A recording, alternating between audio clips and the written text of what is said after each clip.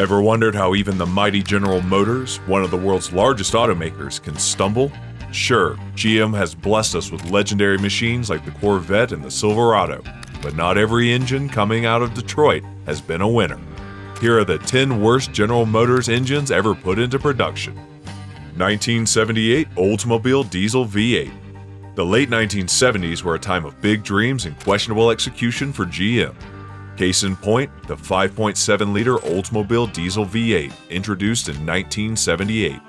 On paper, it seemed like a fuel-efficient alternative during a fuel crisis, boasting 120 horsepower and 220 foot-pound of torque. In reality, it was a mechanical disaster. This engine was offered as an $800 upgrade, about $3,000 today, on models like the 1974 Oldsmobile 88 and the 1978 Cadillac Seville. GM sold nearly 1 million units, but most ended up being returned under warranty. Why? The engine was hastily adapted from a gasoline block, leading to head gasket failures, cracked blocks, and enough reliability issues to sink a battleship. Owners complained their cars spent more time in the shop than on the road. Some even joked the engine was GM's way of boosting mechanics' paychecks. Many dealerships outright refused to service these engines, knowing their lifespan was hopelessly short. GM's attempt to jump into the diesel market ultimately left buyers, and the brand's reputation, reeling. It's an engine that remains a cautionary tale in cost-cutting gone wrong. 1981 Cadillac V8 6-4 L62. In 1981, Cadillac tried to revolutionize fuel efficiency with the V8 6-4 engine, a 6.0-liter V8 that could deactivate cylinders to save fuel. It sounded brilliant on paper, 140 horsepower and 265 pound-foot of torque with seamless adaptability between 8, 6, or 4 cylinders. However, early 1980s computer technology wasn't ready for such complexity, and chaos ensued. Found in models like the 1982 DeVille and 1981 Eldorado, priced around $22,000, about $65,000 today, Cadillac sold about 200,000 units of this engine. But owners quickly reported surging, stalling, and complete unpredictability. The cylinder deactivation system often misfired, or stopped working entirely. Many drivers disabled the system, effectively turning the engine back into a traditional V8. Instead of innovation, the V8 6-4 became a headache for customers and dealerships alike. Mechanics dreaded troubleshooting its many quirks, while drivers had to endure its unpredictable performance. GM's bold experiment was an epic flop that pushed the limits of patience rather than technology. 1971 Chevy Vega Inline 4. The Chevy Vega, launched in 1971, was supposed to be GM's small car savior against imports like the VW Beetle. At its heart was a 2.3-liter aluminum inline 4 engine, which produced 90 horsepower and 135 foot-pound of torque. While the engine was innovative, it turned out to be far too fragile for real-world use. The Vega's price started at $2,090, about $12,500 today, and GM sold over 2 million units. Unfortunately, the engine's lack of steel cylinder liners caused excessive wear, leading to oil consumption issues and overheating. Owners frequently joked that their cars ran on oil instead of gas, often keeping an extra can in the trunk. By the time GM tried to fix the Vega's flaws, the damage to its reputation was irreversible. This engine remains a prime example of how cutting corners can backfire. The Vega's engine taught GM and its buyers a costly lesson about quality control. 1977 Pontiac Iron Duke. The Pontiac Iron Duke, introduced in 1977, was designed to be simple, reliable, and affordable. And while it met those goals, it did so with all the enthusiasm of a sloth. This 2.5-liter inline 4 engine produced 90 horsepower and 135 pound-foot of torque, which was fine for the average commuter, but uninspiring in every other context. Found in models like the 1984 Pontiac Fiero and 1978 Chevy S10, vehicles with the Iron Duke typically started around $8,000, about $20,000 today. GM sold millions, but the engine was plagued by excessive vibrations, head gasket failures, and an overall lack of refinement. Drivers of sporty models like the Fiero were particularly disheartened. The Iron Duke, dependable as it was, couldn't shake its reputation for mediocrity. In a sports car, it felt like bringing a butter knife to a sword fight. Its reputation as a necessary evil kept it around for years, but few mourned its eventual demise. 1997 Chevrolet 2.2-liter Ecotech i4. The Chevy 2.2-liter Ecotech, introduced in 1997, was GM's attempt at a modern, efficient inline four. It delivered 115 horsepower and 135 pound-foot of torque, powering models like the 2000 Chevy Cavalier and 2001 Pontiac Sunfire, priced around $14,000, about $25,000 today. Despite promising efficiency, this engine quickly gained a reputation for costly flaws. GM sold over 2 million units, but persistent oil leaks, timing chain issues, and overheating marred its legacy. Worst of all, head gasket failures were so common they practically became a feature. Drivers often faced repair bills that rivaled their car's resale value. Owners joked the engine was efficient at one thing, draining their wallets. The 2.2-liter Ecotech is a classic example of good intentions gone wrong, proving that even small engines can cause big headaches. For many drivers, owning a car with this engine was like playing Russian roulette, only less fun. 1996 GM 3.4-liter V6.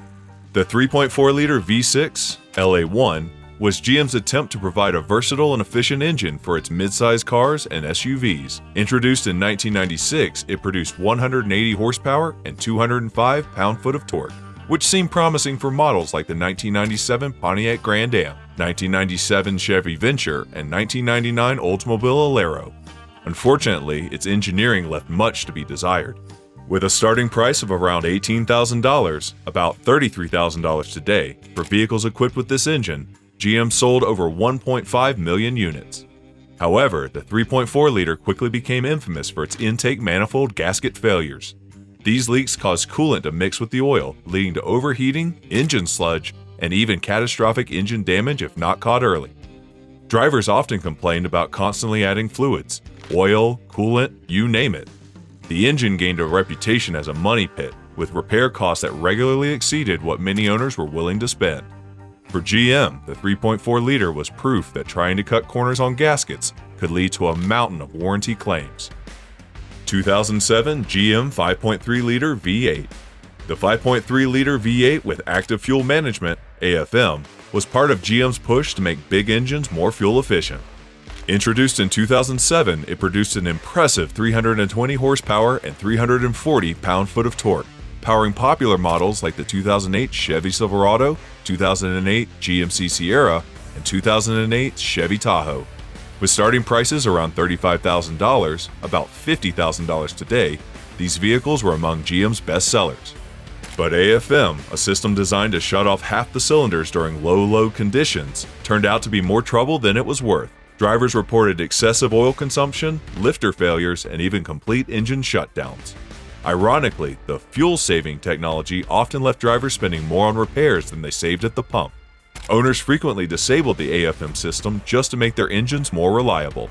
For GM, it was a case of ambition outpacing execution, leaving countless drivers with a bitter taste of innovation gone wrong.